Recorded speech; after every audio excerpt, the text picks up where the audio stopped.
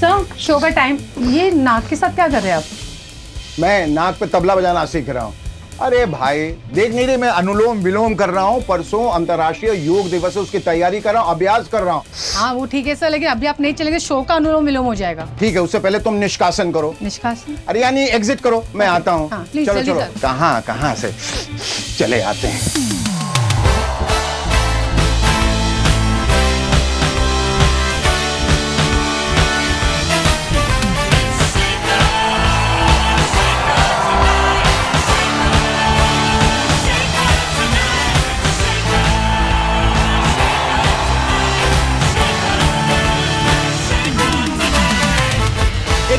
जून को यानी परसों अंतर्राष्ट्रीय योग दिवस है, जिसे अभी भी कुछ अंग्रेजों के गुलाम, अंग्रेजों के पिट्ठू हिंदुस्तानी योगा डे कहते हैं। International yoga day. You see, I do a lot of yoga. It keeps me physically fit and mentally vigilant. You should also try yoga. Yes, indeed, I will, Mr. Goga. देश भर के तमाम नेतागण योग के अभ्यास में लगे हैं। उनके लिए योग की हिदायतें कुछ इस तरह से। वज्रासन, घुटनों केवल बैठें और अपनी एड़ियों पर अपने पृष्ठभाग को टिकाएं। इससे पाचन शक्ति बढ़ती है। फिर आप चाहे जो खाएं, चारा खाएं, बैंक खाएं, 2G स्पेक्ट्रम खाएं, इलेक्टोरल बॉन्ड खाएं, पुल खाएं या पूरा का पूरा आयुष्मान भारत खा जाएं, डकार तक नहीं लेंगे, सब हजम हो जाए। भ्रामरी प्राणायाम, ये हमारे शिक्षा मंत्री का पसंदीदा आसन है। उन्होंने हाल ही में इसका काफी अच्छा प्रदर्शन किया। आंखों और कानों को बंद करके भंवरों की तरह भुन्न भुन्न करें, भुन भुन भुन, ताकि कोई आंदोलन, कोई सवाल, कोई शिकायत कानों तक ना पहुंचे। बस अपनी ही भुन भुन, अपनी ही धुन, अपनी ही गुनगुन, अपने ही गुणगान सुनते।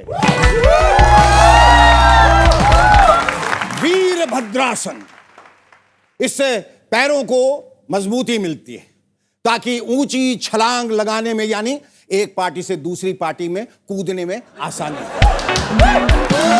हाल ही में टीएमसी के नेताओं ने इसका बेहतरीन प्रदर्शन किया।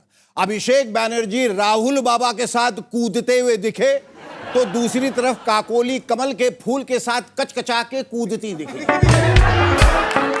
बहुत सारे तो एक ही जगह खड़े खड़े कूद रहे हैं, ताकि कोई उन्हें भी अपने साथ ले ले। लेकिन ममता दीदी जान गई हैं कि तृणमूल का अब ना तृण बचा है, ना मूल, ना सर बचा है, ना चूल। इसलिए अब ममता दीदी को ऊंची छलांग लगाने के लिए वीरभद्रासन बहुत जरूरी है।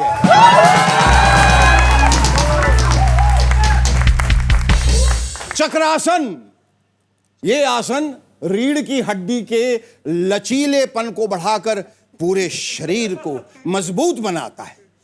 फिर आप सुबह शाम दिन रात यहां वहां जहां तहां किसी के भी आगे निर्लज्जता से झुक सकते हैं। पार्टी अध्यक्ष के आगे किसी पद के लिए या फिर जनता के आगे वोटों के लिए। अनुलोम विलोम, एक नासिका से श्वास लें और दूसरी से छोड़ें। अनुलोम से ऑक्सीजन अंदर और विलोम से सारे टॉक्सिन्स, यानी लोगों की गालियां, बददुआएं, सारी नेगेटिविटी बाहर। लेकिन अगर आप दिल्ली में हैं तो ये हरगिज ना करें, वरना अनुलोम करते ही दिल्ली की हवा से आपकी आत्मा विलोम से पहले ही हरिओम ना हो जाए। भुजंग आसन, पेट के बल लेट के अपने हथेलियों पे दबाव डालकर अपनी छाती और गर्दन को ऊपर आसमान की तरफ उठाएं, भुजंग यानी सांप की तरह। ये फेफड़े खोलेगा और सीना 55.5, 56 तक तो जरूर कर देगा जी। 56 इंच वो मुमकिन नहीं, ना ना ना ना, वो योग से नहीं, वो तो विशिष्ट योग्यता से मिलता है। शवासन, पीठ के बल लेट के शरीर को ढीला छोड़ें, जैसे कोई जिंदा लाश। इस आसन में न कुछ बोलते हैं, न कुछ सुनते हैं, न कुछ देखते हैं, न हिलते हैं, न डुलते हैं। नहीं समझे? कैसे समझे? अरे हाँ, जैसे हमारे देश का सिस्टम देखा जाए तो वो भी तो इतने सालों से शवासन में ही तो है। So do yoga every day to keep yourself physically agile and mentally bright. Welcome to Sheikha Tonight.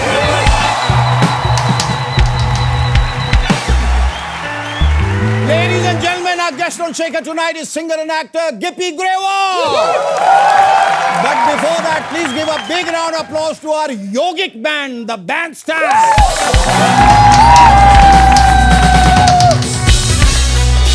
Modi ji को नेहरू जी का रिकॉर्ड तोड़कर लॉन्गेस्ट सर्विंग इलेक्टेड पीएम बनने पर दिली बधाई। हर जगह लोग नेहरू जी और मोदी जी की तुलना करने में तुले हुए हैं। नेहरू जी गुलाब थे तो मोदी जी कमल हैं। नेहरू जी टोपी पहनते थे और मोदी जी नहीं पहनते। दोनों ने आजादी के बाद देश की बागडोर संभाली, एक ने 1947 वाली और दूसरे ने 2014 वाली। दोनों ने देश को अपना परिवार समझा, दोनों को बच्चों से बेहद लगाव रहा। नेहरू जी बच्चों को कहानियां सुनाते थे तो मोदी जी पूरे देश को। नेहरू जी को लोगों ने चाचा नेहरू कहा और मोदी जी को मोदी मोदी मोदी मोदी मोदी। तो जैसा मैं कह रहा था, प्रधानमंत्री श्री नरेंद्र मोदी भारत के सबसे लंबे समय तक सेवा करने वाले निर्वाचित प्रधानमंत्री बन गए। कुल 4,399 दिन। ये अपने आप में एक कीर्तिमान है, एक रिकॉर्ड है। बधाई हो मोदी जी, एक बार फिर से बधाई। एक बात कहूं सर, अगर अच्छे दिन लाने के लिए 4,399 दिन और लग जाए तो कोई परवाह नहीं, हम आपके साथ हैं। और देखा जाए सर तो आप तो देश विदेश घूमते रहते हैं, कहीं से भी ले आइए अच्छे दिन, क्योंकि जब तक आप नहीं लाएंगे हम आपको जाने नहीं देंगे। नहीं सर, नहीं नहीं, मोदी मोदी मोदी मोदी मोदी।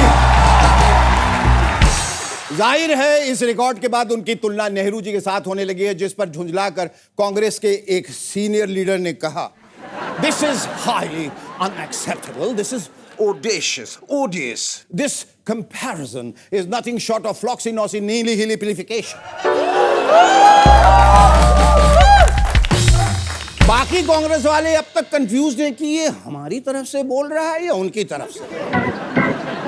और रूलिंग पार्टी ये सोच के कंफ्यूज्ड है कि इसका विरोध करें या ना करें, क्या पता ये हमारे पक्ष में ही ना बोल रहा हो। खबर है कि सोनिया गांधी ने ममता बनर्जी को कांग्रेस ज्वाइन करने का प्रस्ताव दिया है। यह सुनकर मुझे राजनीति कम और भारतीय परिवार ज्यादा याद आया। हर परिवार में एक ऐसा सदस्य जरूर होता है जो गुस्से में घर छोड़ के चला जाता है, यह कह के कि अब इस घर में मेरी परछाई भी लौट कर नहीं आएगी। फिर अपना घर बनाता है, पहचान बनाता है, परिवार बनाता है और फिर उसके अपने घर में कोई समस्या आ जाती है भयंकर, और तभी अचानक 25 साल बाद बड़ी बुआ का फोन आता है, जो हुआ सो हुआ बेटा, इतना याद रखना मेरे घर के दरवाजे तुम्हारे लिए आज भी खुले। अरे वो तो ठीक है बुआ, लेकिन अपना दरवाजा बंद कर लो, वरना मेरे आने के चक्कर में तुम्हारे 2-4 ना भाग जाएं। प्यार करती हूं ना तुमसे बुआ। अमीर वर्ग के अलावा हमारे देश में 2 वर्ग और हैं, मिडिल क्लास और गरीब। लेकिन सोचिए, अगर देश से मिडिल क्लास और गरीब हटा दें तो क्या सरकार की जरूरत है? क्योंकि सिर्फ अमीरों से सरकार नहीं बन सकती, लेकिन सरकार जिसे चाहे उसे अमीर जरूर बना सकती है। अगर देश से गरीब और मिडिल क्लास हटा दिए जाएं तो क्या नेता अमीरों के पास जाके कह पाएंगे कि आप अपना कीमती वोट हमें दे दें, हम आपका घर बनवा देंगे, आपके घर में शौचालय बनवा देंगे, राशन कार्ड बनवा देंगे? भाई, सरकार को अमीर आदमी सिर्फ और सिर्फ चंदे के लिए चाहिए, वोट के लिए नहीं। वोट के लिए तो बेचारी गरीब जनता ही सरकार की पहली पसंद है। सरकार को वोट के लिए ऐसे गरीब लोग चाहिए जो नेता के सामने हाथ जोड़कर कहें, आप ही हमारे माई बाप है मालिक। सही है, क्योंकि अमीर के सामने तो सरकार खुद हाथ जोड़ के कहती है, आप ही तो हमारे माई बाप है मालिक। वैसे सरकारों को अमीर आदमी बहुत अच्छे लगते हैं, क्योंकि भले पेट्रोल महंगा हो जाए, एलपीजी महंगा हो जाए, ट्रेन का किराया बढ़ जाए, इतिहास में आज तक हमने किसी अमीर को सड़कों पर उतरकर आंदोलन करते हुए नहीं देखा। कभी किसी अमीर को नारे लगाते हुए नहीं देखा, अमीर एकता जिंदाबाद, हमारी मांगे पूरी करो। अरे ये सब गरीब और मजदूरों के नारे हैं। गरीब एकता जिंदाबाद, मजदूर एकता जिंदाबाद।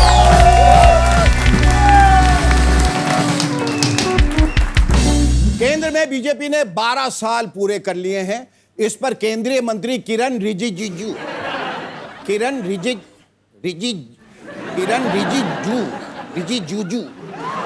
आरजे जी का कहना है कि पिछले 12 सालों में बीजेपी ने जो काम किया है वो स्वर्ण अक्षरों में लिखा जाएगा। कमाल है यार, सरकार आम आदमी को तो सोना खरीदने से मना कर रही है और अपना काम स्वर्ण अक्षरों में लिखाना चाहती। रेल मंत्री अश्विनी वैष्णव जयपुर में मोदी सरकार की 12 साल की उपलब्धियों पर प्रकाश डाल ही रहे थे कि इतने में लाइट चली गई। बाकी उपलब्धियां उन्हें मोबाइल के टॉर्च के प्रकाश में बताई। अयोध्या में राम मंदिर से चढ़ावा चोरी होने की खबर आई। राम के घर चोरी, अरे राम राम। इस बारे में जब हमने भाजपा वालों से पूछा तो एक भाजपाई ने झुंझला के कहा, अरे भाई साहब, अयोध्या से हमारी सीट चोरी हो गई है, तुम्हें चढ़ावे की पड़ी। वैसे जब मीडिया ने सरकार के किसी मंत्री से इस चोरी के बारे में पूछा तो उन्होंने कहा कि ये ट्रस्ट का मामला है।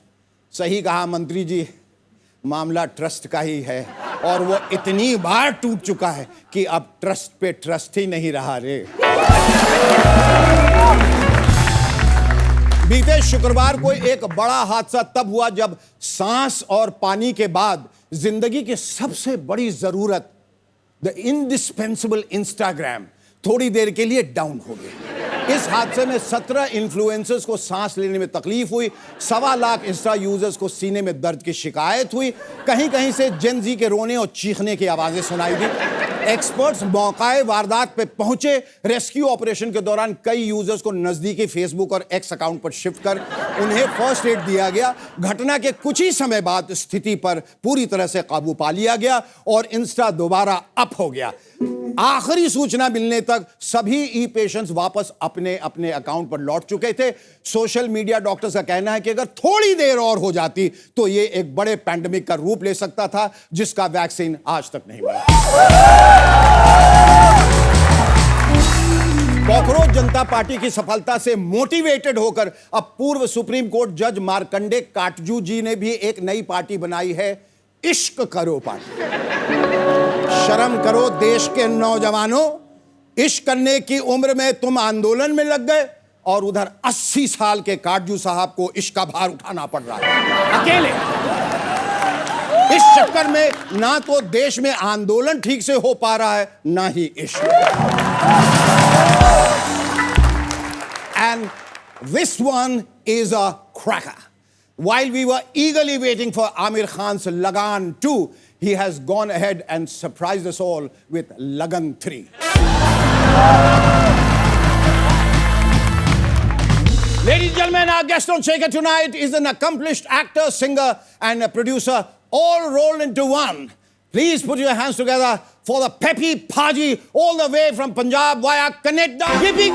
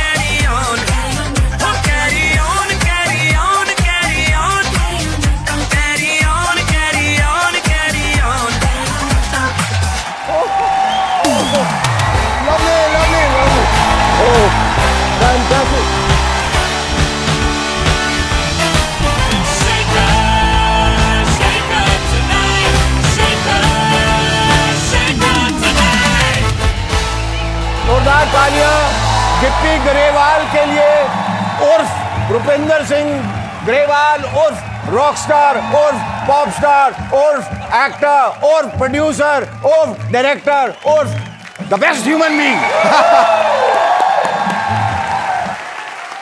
ओ गिप्पी पाजी आए हैं अंग्रेजी छड्डो थोड़ा पंजाबी च वेलकम कर दे। हाँ, सत श्री अकाल जी, आयनू जी। आज आपके और हमारे बीच एक बड़ा गहरा पहले से ही इमोशनल रिश्ता है, क्योंकि मैं जिस शहर से हूँ पटना जी, वहाँ गुरु बिल्कुल, गोविंद बिल्कुल, सिंह पटना साहब जी, और वहाँ मैं हर दिन सर जो है झुकाता हूँ जाके, हम सब लोग, और ये हमारा सौभाग्य है।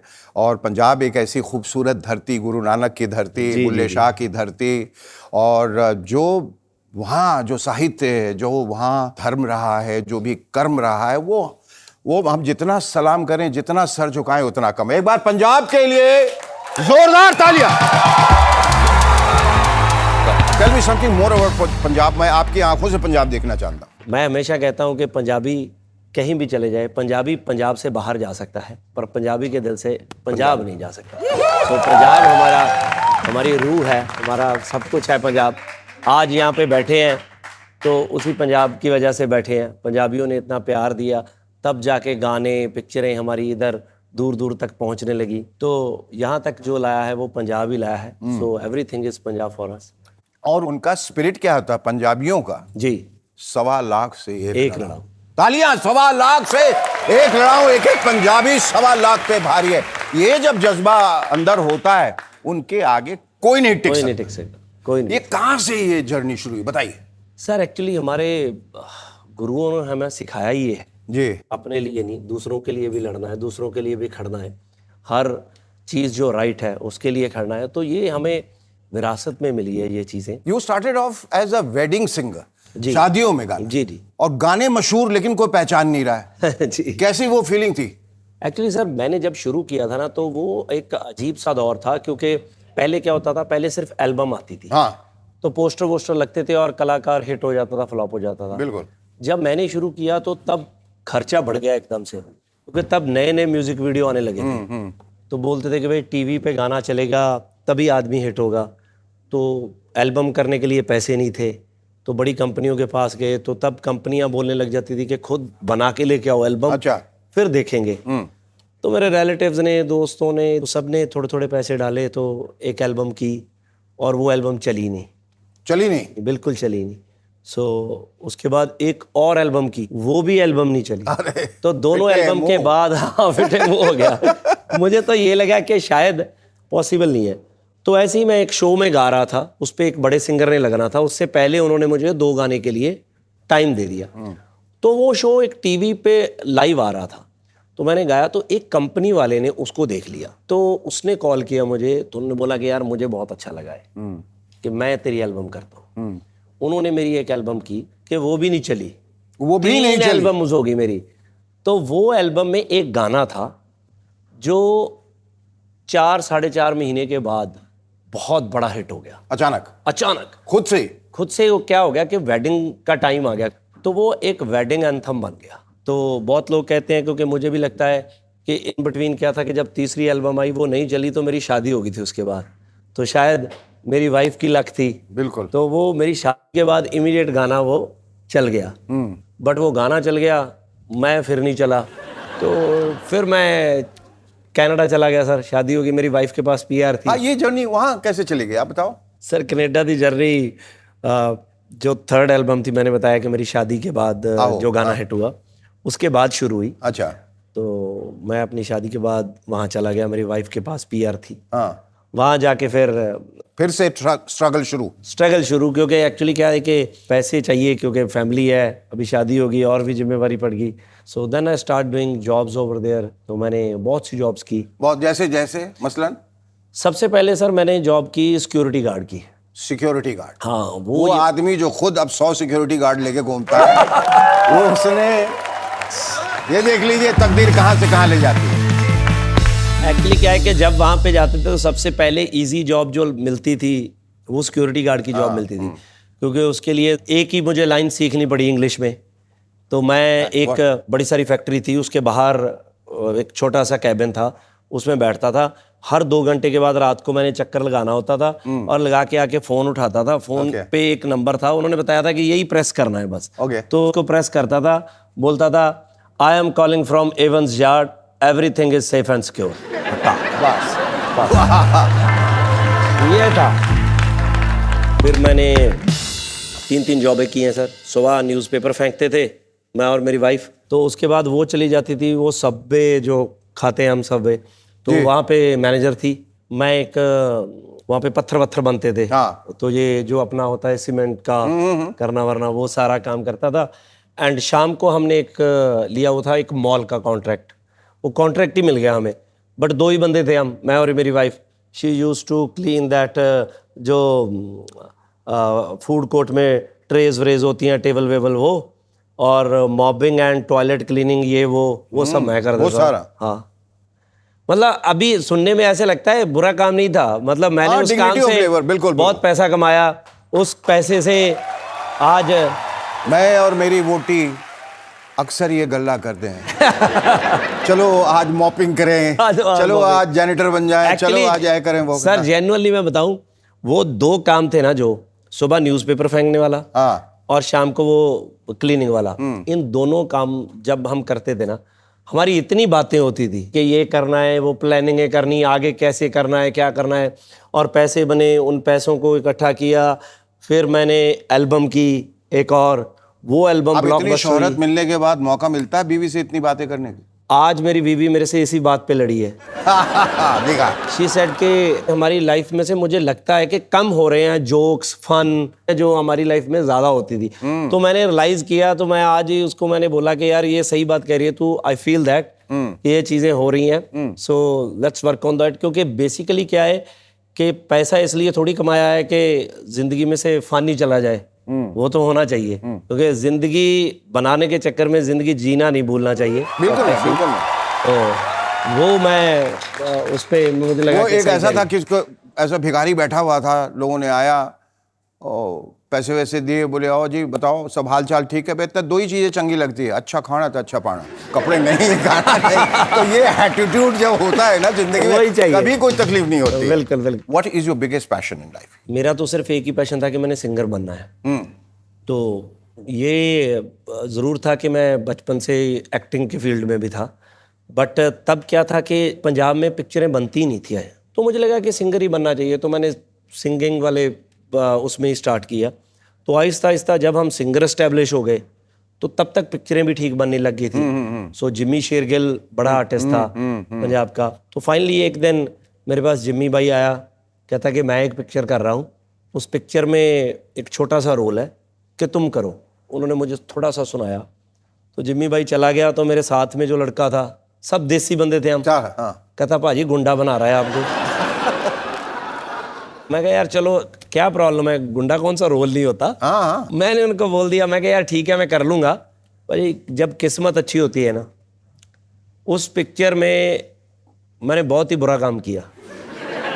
How honest of you? वो पिक्चर इतनी चली, अच्छा इतनी चली वो पिक्चर, उसमें क्या हो गया कि मेरे 3-4 सीन ना कट गए। कटे तो इस चक्कर में होंगे क्योंकि मैंने अच्छे नहीं किए। अच्छा, मुझे लगा कि ये घबरा गए मेरे परफॉर्मेंस से, इसलिए काट दिए इन्होंने। तो बाद में जब वो पिक्चर आई, तो मेरा सीन हर 15-18 मिनट के बाद आता था। तो आता था, मैं एज अ सिंगर बहुत हिट था, सिनेमे में हूटिंग हो जाती थी, लोग क्लैपिंग करते थे, तो लोगों को लगता था क्या बात है, आदमी ने जलवा ही कर दिया। उसी चक्कर में हमें आगे पिक्चरें मिल गई। हीरो वाली एहसास कब हुई? तो तभी हो गई जब ताड़ियां बज रही थी। मुझे आज भी ऐसा लगता है कि बहुत से लोग कई बार बोलते हैं हमें, मेरे को आके कई बार बोलते हैं कि यार वो बंदा चल गया, उसमें क्या है? मैं कहा उसमें कुछ ना कुछ है जो लोग उसे प्यार करते हैं, इसलिए चल गया वो। मैं आपको बता दूं, ये अक्सर लोग ये कहते हैं ये कैसे चल गया, ये तो इतना गंदा है, वो कैसे चल गया, वो तो इतना मीडियोकर है। हर इंसान में ऐसी खूबी है जो चलता है, उसमें कुछ ना कुछ ऐसी बात होती है जो अपने पब्लिक से, जनता से कनेक्टेड है, इसलिए उसको वो चलता है। तो वो ऐसे हम चल गए सर। नहीं, आपने तो बहुत सारे गुण हैं। आप तो एक्टर भी हैं, सिंगर भी हैं, प्रोड्यूसर भी हैं, डायरेक्टर भी हैं, 2 प्रोडक्शन हाउसेज हैं आपके। सर सब मैं 40 फिल्में बना चुके हैं। सिंगर के बिना सब कुछ एक्सीडेंटल हो। मैं जब जैसे बताया कि ये पिक्चर मिल गई, पिक्चरें हिट हो गई, तो फिर मेरी ये तीसरी पिक्चर ही थी शायद, तीसरी चौथी, किसी प्रोड्यूसर को मैंने बोला कि ये पिक्चर बना ले, तो उनको लगा कि यार ये चलेगा नहीं, मुझे बहुत पसंद थी। अच्छा। तो मैंने इतना लोगों को बोला कि कर लो, किसी ने जब नहीं की तो मैंने वो पिक्चर खुद ही प्रोड्यूस कर ली, जितने पैसे कमाए थे मैंने पिक्चर में डाल दिए, मैंने कहा देखती जाएगी सारे पैसे। और कभी डर नहीं लगा कि सारे पैसे चले जाएंगे, जा सकते हैं? मेरा जो डायरेक्टर था ना वो उस पिक्चर का, मेरे ब्रदर भी थे मेरे साथ में। अच्छा। तो उनको पता था कि बड़ी मुश्किल से पैसे कमाए हैं मैंने। तो उन्होंने डायरेक्टर को बैठ के पूछा कि पाजी पिक्चर तो चलेगी ना? वो डायरेक्टर इतना शरीफ था, वो कहता पाजी कोशिश करेंगे। तो वो मुझे साइड पे जाके बोलते, कहते ये यार बोल रहा है साला कि कोशिश करेंगे, सारे तो पैसे लग गए, इसको कॉन्फिडेंस तो दिखाना चाहिए। तो मैंने कहा कि नहीं यार पाजी वो इनोसेंट है, वो सच बोल रहा है, क्योंकि हम एफर्ट कर सकते हैं। अब इस चीज की कंफर्मेशन क्या है, हिट का कोई फॉर्मूला थोड़ी है, बिल्कुल नहीं। हर बंदा चाहता है कि शोले बने, तो वो एफर्ट करी, पर पाजी किस्मत इतनी अच्छी थी, कैरी ऑन जट्टा बनी। तो अरे भाई, कैरी ऑन जट्टा के लिए एक बार जोरदार तालियां। कैरी ऑन जट्टा 4। वाह। और ये चेन्नई में भी पता नहीं वो जब रिलीज हुई कैरी ऑन जट्टा, इट रेक्ड अप 100 करोड़। जी। आपके इंस्टा अकाउंट में गया था भाई, क्या बात है, 8.2 मिलियन फॉलोअर्स। हमारी तो हैसियत नहीं है भाजी कि आपके सामने बैठ भी सकूं भाई। सर सामने अपने मोढे च चाड़ लो, हम भी फेमस हो जाए भाई थोड़ा बहुत। सर एक्चुअली क्या है, मैं ये भी बिलीव करता हूँ कि ये जो मापदंड है ये गलत है। जेन्युइनली मैं बताऊँ कि जब मेरी टीम ये बोल रही थी ना कि बॉम्बे जाना है तो ये इंटरव्यूज़ हैं, मैंने ढूंढा आपके वाला शो, मैंने बोला कि यार पॉसिबल हो सकता है कि मैं सर के शो पे जा पाऊँ। और आई स्वेयर मैं सच बोल रहा हूँ, इनको मैंने आज तक किसी शो में नहीं बोला कि मुझे लेके जाओ, मैंने सिर्फ आपके शो में बोला। और जेन्युइनली आपने उस वक्त से जो किया है मैं बता नहीं सकता। ये शोहरत के साथ इनसिक्योरिटीज आती हैं, लोग आ जाते हैं और जिंदगी भी कभी उस मकाम पे पहुंच जाती है जहां खतरा जो है चारों तरफ से मंडराने लगता है। कई वजह होती हैं। They were firing outside your house in Vancouver. Yeah. How do you deal with all this insecurity? You have 3 sons, you have a wife at home. क्या हुआ, क्या बताएं? जब मेरे घर पे फायरिंग हुई तो मुझे तो पता नहीं था कि एक्चुअली वो क्यों हुई। मुझे कोई कॉल आई नहीं थी। क्यों हुई? मुझे किसी की कॉल भी नहीं आई थी, मुझे किसी ने फ़ोन भी नहीं किया था। तो वो बाद में पोस्ट आई कि क्यों हमने गोली चलाई। तो दे सेड के Gippy is very close to Salman Khan, so we don't have any problem with Gippy. So उसको पता है कि हमारी सलमान के साथ ये प्रॉब्लम है। जबकि जेन्युइनली शो पे आया 2-3 बार अपनी पिक्चर प्रमोट करने के लिए बिग बॉस पे, एंड उसके बाद एक ट्रेलर लॉन्च था, वहाँ पे वो आए। एंड जेन्युइनली मेरा कोई उनके साथ कोई फ्रेंडली रिलेशन भी नहीं था सलमान के साथ, बट उनको लगा कि शायद ये चीज़ ऐसे है तो वो है, तो उसकी वजह से वो चला सारा कुछ। बट उसके बाद उन्होंने स्टेटमेंट डाली कि हमने इसको वार्निंग दी है, अगर गिप्पी और कोई भी पंजाब का सेलिब्रिटी एसोसिएट करेगा उनके साथ तो हम यही करेंगे। तो आपके यहाँ गोलियां चली है, मेरे यहाँ भी चलेंगी क्या? नहीं तो मैं सलमान खान थोड़ी हूँ मेरे दोस्त की वजह से मतलब स्पाइरलिंग एक्शन है। आप उनसे मिले, फिर आपसे मैं मिला, मैं जिससे मिला, जो जिससे मिलेगा। नहीं वो मेरे नहीं, वो बहुत से, क्योंकि उसके बाद एपी ढिल्लों उन्होंने पोस्ट डाली कि ड्यू टू सलमान ही इसने सलमान के साथ गाना किया, शायद उसके भी चली। फिल्मों में जब आप मशहूर हो जाते हैं तो बहुत सारी प्रोफेशनल फ्रेंड्स भी बनते हैं और जेलसी भी हो जाती है। जी। ये दिलजीत दोसांझ के साथ कुछ प्रॉब्लम हुई थी आपकी क्या? मतलब कहीं पढ़ रहा था कि गुरदास मान बीच स्टेज पे आके आप लोगों की सुलह करवा रहे थे। Is it true? हम गए गुरदास पाजी के पास, जो उन्होंने शो पे बोला था। तो मैं और दिलजीत आगे बैठे थे, तो वहाँ पे क्या हुआ, मैं भी शो से आया था, वो भी शो से आया था कहीं, तो हम बैठे तो आगे एक ही चेयर, तो वो फटाफट वो जो मैनेजमेंट वाले होते हैं वो चेयरें वेरे मैनेज, मैं कहा नहीं विल मैनेज। तो हम दोनों ही एक चेयर पे ऐसे ऐसे बैठ गए आधे से। अच्छा। तो इमीडिएट गुरदास पाजी के वो स्टेज पे आ गए, तो उनका शो था, उन्होंने परफॉर्म करना था, तो उन्होंने आके देखा तो ही सेड के यार बहुत अच्छे लगते हो ऐसे बैठे हुए। मैंने उसके बाद मिला भी, मैं कहा पाजी आपको किसने बोला कि हम हमारे, कहते नहीं मेरा पर्पस ये था कि आप लोग इकट्ठे बैठे बहुत अच्छे लगते हो, कि इकट्ठे रहा करो, घूमा फिरा करो, कि जब हम सब इकट्ठे बैठते हैं एक छत के नीचे तो देखने वाले को बहुत अच्छा लगता है।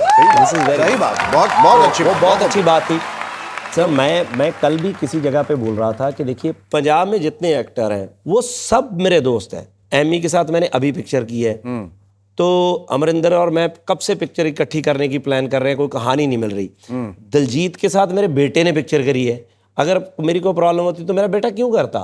सो ऐसा कुछ भी नहीं है, we love each other and do you support each other. जैसे 100%। दलजीत के साथ जब ये प्रॉब्लम हुआ, उनको फिल्म से निकाला गया और जो उनके स्टेटमेंट से, were you there to support him? We always support him, he make us proud and we are happy कि आज पंजाब के आर्टिस्ट ग्लोबल मैप।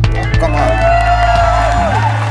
एक वक्त था जब पंजाबी फिल्म्स या वहाँ के लोग बड़ा रीजनल फिल्म हम नहीं करते, नहीं देखते जी, छोटी छोटी फिल्में बनते थे। अब as the way they are, मतलब पगड़ी लगा के सरदार हीरो हमारी हिंदी फिल्म में बन रहा है, उसके लिए एक बार जोरदार तालियां। दैट एक्सेप्टेंस और पूरी डिग्निटी के साथ जी रहा है। बिल्कुल। अच्छा, ये गोरे जो अंग्रेजी बोलते हैं उसे दिक्कत आती है अभी भी कि हैव यू अडैप्टेड योरसेल्फ? नहीं आती है सर। मैं तो ऐसे एक बार इंटरव्यू करने लग गया लंदन किसी रेडियो स्टेशन पे, तो उसने पहले पूछा कि गिप्पी जी हाउ यू, आना वेलकम टू शो ब्ला ब्ला। मैं कहता थैंक यू सो मच। तो 2-3 बातें तो मैंने बहुत फ्लो में बोली। तो वो उतनी आती होती, मैं आपके साथ भी मैंने बोली जी 2-3 बातें, आपको भी मैंने शुरू में जज नहीं होने दिया। पकड़ा नहीं मैं। आपने सब बातों में हाँ हाँ ना ना कर दिया, मुझे ऐसा लगने महसूस नहीं होने दिया। उसके बाद तो मैं फंस गया। तो मुझे लगा उसने कुछ पूछा, मैं क्या सॉरी, तो उसने फिर पूछा, मैं क्या sorry again, I didn't get that, I didn't get that, I didn't get that. तो उसने जब वापस बोला दूसरी देर, तो मुझे लगा कि यार ये कोई शब्द ही ऐसा बोल रही है जो नहीं पता है मुझे, कि ये ऐसे नहीं है कि डिस्टर्बेंस है। तो फिर मैंने वही पत्ता फेंका जो अपना होता है। मैं कहा hello hello hello you there, hello, मैं फोन पे था उसके साथ। अच्छा okay, hello I can't hear you, I can't hear you, hello हाँ हेलो। मैंने फोन काटा और मैंने फोन बंद कर दिया फटाक से, उससे आपा ही खत्म। हाँ। और फिर उसके बाद मैंने बुलाई अपनी टीम। अच्छा। उनकी लगाई क्लास। मैं कहा यार मुझे एक बात बताओ। हाँ। वो बंदे कहते हैं कि आप इंग्लिश में हम क्वेश्चन पूछेंगे, हाँ, आप इंग्लिश में आंसर दो, क्योंकि हमारी ऑडियंस इंग्लिश है। मुझे यार मेरी फिल्म पंजाबी है। हाँ।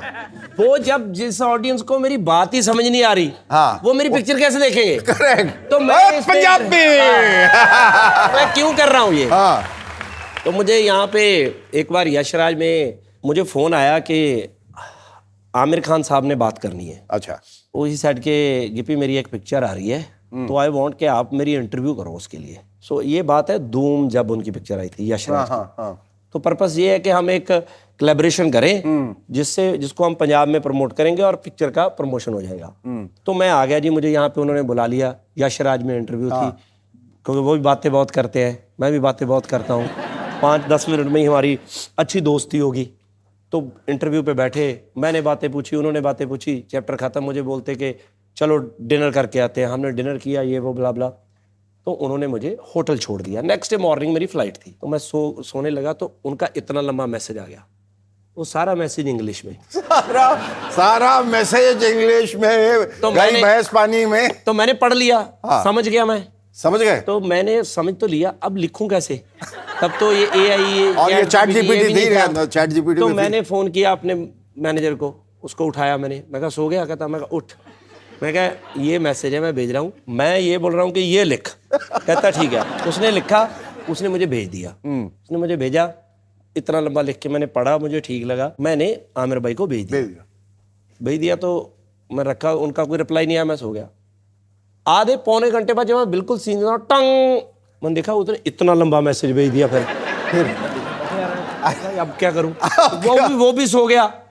मेरा मैनेजर ना उठे। मैंने कनाडा में एक बंदा ढूंढा, वहां पे डे था। अच्छा, वहां लगा दिया फोन। उसको बोला कि यार ये कर, तो बिलीव करना फिर मैंने उससे लिखवाया किया। उसके बाद आमिर मेरा अच्छा दोस्त बन गए। अच्छा। तो मैं 6-8 महीने कभी इससे लिखवा रहा हूँ, कभी उससे लिखवा रहा हूँ, कभी उससे लिखवा रहा हूँ। तो जब मेरी बहुत फ्रेंडशिप होगी, तो फिर मैंने उनको बताया कि भाई मैं नहीं हूँ ये। तो अब मेरा चलता है वॉइस नोट। पाजी कैसे हो? तब ठीक है। तो मैं उसके बाद वॉइस नोट पे आ गया, तो वो भी वॉइस नोट पे आ गया। उसको पता लग गया कि ये इतना ही है बस। बहुत कमाल। हाँ। अब तो चैट जीपीटी आ गया, हाँ। अब भरो लिख के भेजो, लोग तो कहेंगे भाई गिब्बाबाजी की अंग्रेजी बड़ी कमाल की हो गई है। वो भी आता है कि टेरिफिक टेरिफिक। ऐसा कभी हुआ है कि गलत मैसेज किसी के खिलाफ भेजना हो और उसी को चला गया हो? ऐसा हो जाता है WhatsApp नहीं, पे? ऐसा नहीं हुआ। किसी को गाली दे रहे हो, उसी को चला जाता नहीं, ऐसा नहीं हुआ। तो एक दिन ये हुआ कि हमारे एक पंजाब में बंदा है, तो उससे मैं चिढ़ गया बहुत। अच्छा। उसने कोई गड़बड़ की तो मैंने कहा कि इसको मैं आज गालियाँ निकालूंगा। उसका नाम था सोनू। हाँ। तो उसको मैंने फटाक से फोन डाला, सोनू निकाला, ऊपर ही आया तो मैंने फटाक फोन किया। मैं कहा तेरी भैन तू ऐदा कीता, ये कीता, वो कीता, बला बला। हाँ। 5-4 गाਲਾਂ ਕੱਢੀਆਂ ਨਾ ਤੇ ਅੱਗੇ ਆਵਾਜ਼ ਆਈ, ਕਹਿੰਦਾ ਭਾਜੀ ਸਤਿ ਸ਼੍ਰੀ ਅਕਾਲ, ਮੈਨੂੰ ਲੱਗਦਾ ਤੁਸੀਂ ਗਲਤ ਫੋਨ ਲਾ ਲਿਆ। मैं क्या भाजी कौन बोल रहा? कौन बोल रहा है? कहना भाजी सोनू सूद बोल रहा। मैं क्या सोनू भाजी? मैं क्या भाजी रियली सॉरी यार। मैं क्या ਉਹ ਯਾਰ ਕਿਸੇ ਹੋਰ ਨੂੰ ਫੋਨ ਲਾਣਾ? ਕਹਿੰਦੇ ਹਾਂ ਹਾਂ ਮੈਨੂੰ ਲੱਗਿਆ ਕਿ ਕਿਸੇ ਹੋਰ ਨੂੰ ਲਾਣਾ ਹੋਊਗਾ, ਐਡੀ ਤਾਂ ਮੈਂ ਕੋਈ ਗੱਲ ਨਹੀਂ ਕੀਤੀ। ਤੇ ਫਿਰ ਮੈਂ ਉਹਨੂੰ ਡਬਲ ਗਾਲਾਂ ਕੱਢੀਆਂ ਫੋਨ ਕਰਕੇ। ਮੈਂ ਕਿਹਾ ਤੇਰੇ ਚੱਕਰ 'ਚ ਅੱਗੇ ਵੀ ਫੋਨ ਲਾ ਬੈਠਿਆ ਗਲਤ ਮੈਂ।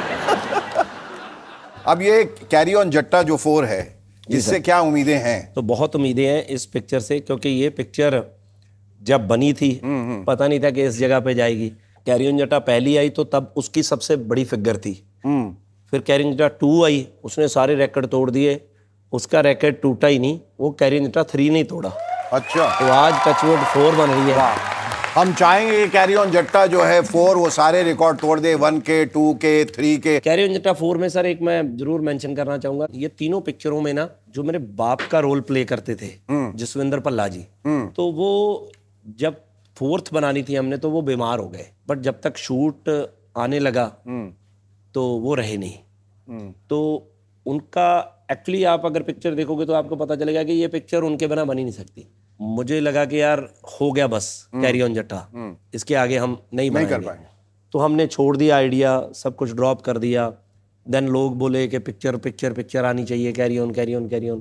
तो हमारे मन में एक आइडिया आया, तो हमने जाके पहले उनके साथ, आंटी के साथ, उनकी वाइफ के साथ डिस्कस किया।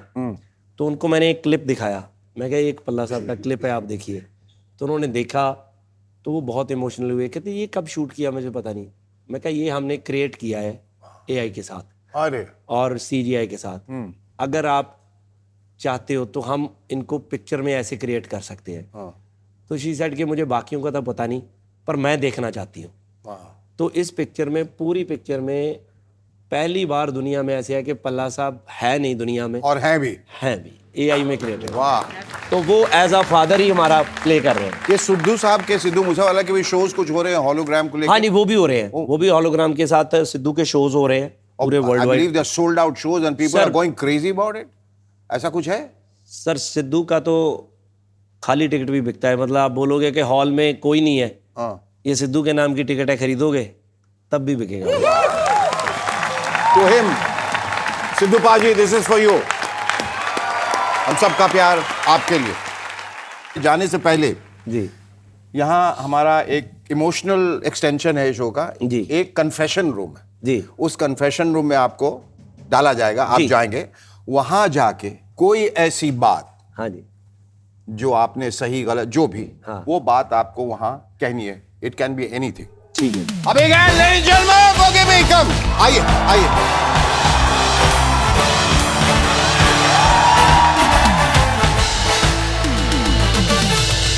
शेखर साहब, मैं जिस फील्ड में हूँ, मेरे परिवार में सबसे ज़्यादा चाहते थे मेरे फादर कि मैं सिंगर बनूं, बट 2003 में वो नहीं रहे। सो एक्चुअली ये कन्फेशन नहीं है, ये बस एक सॉरी है कि मैं जो मेरे डैड चाहते थे मैं उनके जीते जी वो कर नहीं पाया। लेट हो गया बहुत उस चीज़ के लिए। चाहता था कि उनको घुमाऊँ, उनको दिखाऊँ कि उनका बेटा स्टार बन गया है। सॉरी डैड, होप तुसी जिथे देखते होवोगे शायद खुश होवो। मैं बहुत मेहनत की थी, लेट पहुंचे।